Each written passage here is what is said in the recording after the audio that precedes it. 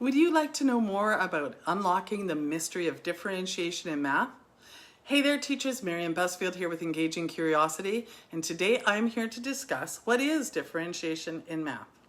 I will include links below to whatever I refer to in the video. Okay, so let's get started. First, I'm going to admit, in some ways I consider math the most difficult subject to differentiate in.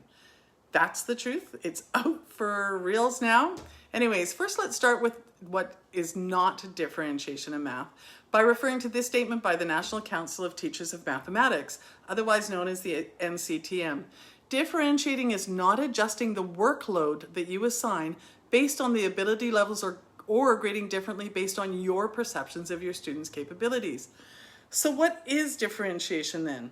To define differentiation in math is to define differentiation in primary teaching or any teaching for that matter.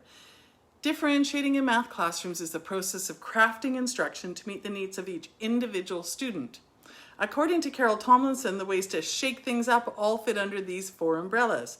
First, content, what the student is expected to learn and or how the student will access the information they need to learn it. 2, process, how the student interacts with or engages with the learning in order to learn. 3, products, how does the student demonstrate they understand the learning material? Learning environment is number 4, the way the classroom operates and feels to the students.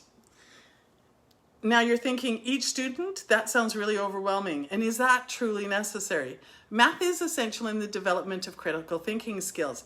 It is hard to overestimate the importance of differentiation in math, as it ensures that no one is left behind. But it is also important to consider what that means. As you give students tasks that are challenging them at their level, they learn to think critically and problem solve independently.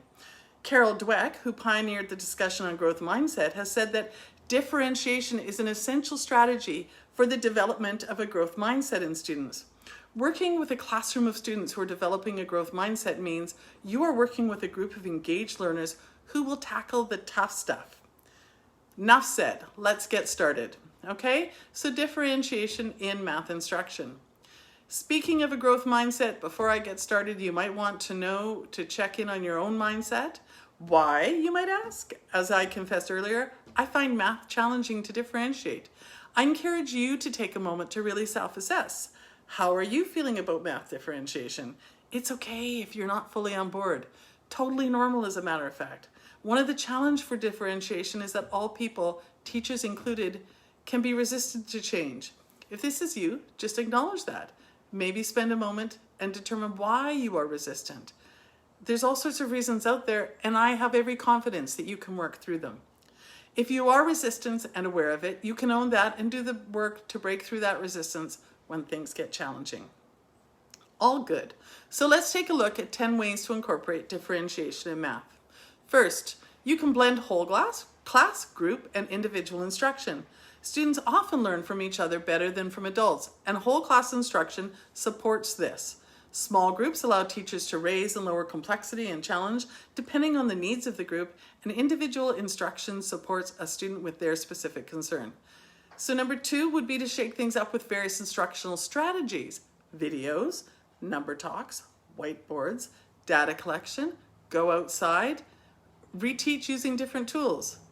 Number 3, students love to have a choice. Try some of these options. Try giving them choice boards wherever you can. Put multiple equations on the board for students to choose from. Have them complete tasks in their preferred order, choosing partners for their tasks. Even simple things like choosing the color of their dice all create delight and provide a sense of control. Offer them different manipulatives to support their calculations or other works. Offer different materials for providing their whiteboards, worksheets, workbooks. 4, recognize opportunities to assess your students. Use that assessment to inform information to plan your lessons and groupings accordingly. Some types of assessments include, they could just hold their whiteboards up in response to questions that you put on the board. They can answer during number talks when you're doing a whole class. Look at their math journal answers. Listen to student discussion. Try some online activities such as Splash Learn, which can assess your students' work for you. Number 5 is incorporate student interest into the classroom. You can do simple things like creating a word problem for the board that includes a student name and interest. Also, having a variety of manipulatives available for students to choose from, such as letting them access your counting collections for working with numbers. Are they an active group? Use apps like Go Noodle, which has free accounts for teachers, and use that for movement breaks. We also incorporated movement by skip counting to calisthenics. Believe it or not, they loved it. 5, 10. Are they a social group? Use lots of games. Is there an activity you know they love to do? Incorporate it. My students love to use Versatiles. By Friday, those little kiddos were done. So was our chill day. We had 2 main math rotations, Versatiles and Splash Learn, which is a free online math resource, again, link below.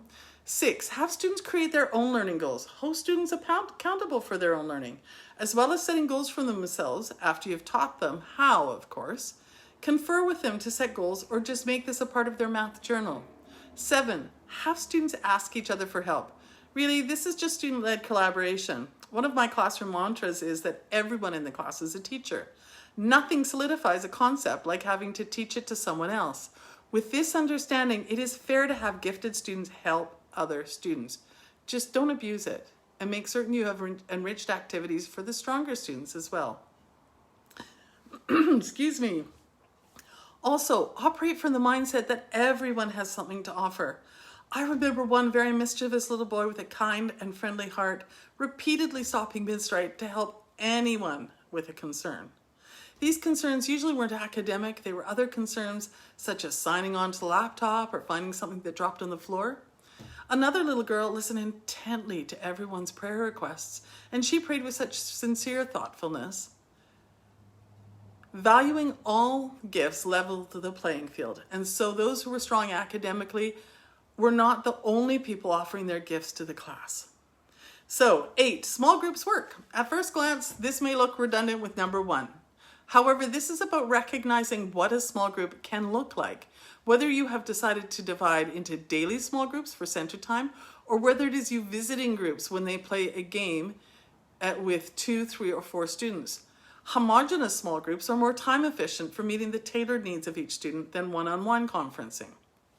9, incorporate technology. Many teachers think that using technology in math is automatically games, but that's not the truth.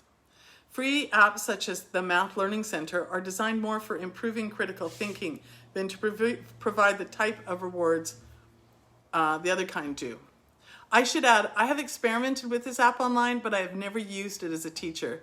But it does come recommended by Edutopia, which are a leading education group.